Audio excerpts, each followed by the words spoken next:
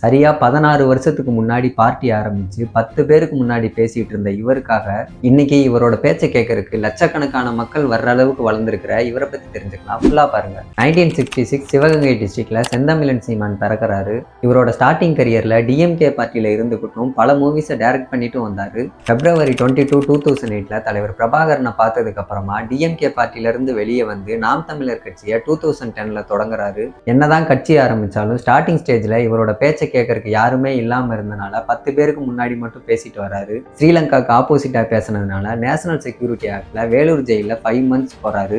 ஜெயில இருந்து வெளியே வந்ததுக்கு அப்புறமா கிடைக்கிற ஸ்டேஜ்ல எல்லாத்துலயும் பேசுறாரு. இந்த லாஸ்ட் 10 வருஷத்துல மட்டும் இவர் பண்ணாத போராட்டங்களே கிடையாதுன்னு சொல்லலாம். இவரோட பார்ட்டி கொஞ்சம் கொஞ்சமா வளர்ந்து இன்னைக்கு தனியா ஒரு கட்சி மாநில அங்கீகாரம் பெற்றுக்குன்னா அது இவரோட கட்சி தான். 16 வருஷத்துக்கு முன்னாடி வெறும் 10 பேர் தான் இவரோட பேச்சை கேட்கறதுக்கு ஆர்வமா இருந்தாங்க. ஆனா இன்னைக்கு இவரோட பேச்சுக்காக லட்சக்கணக்கான மக்கள் காத்திருக்காங்க.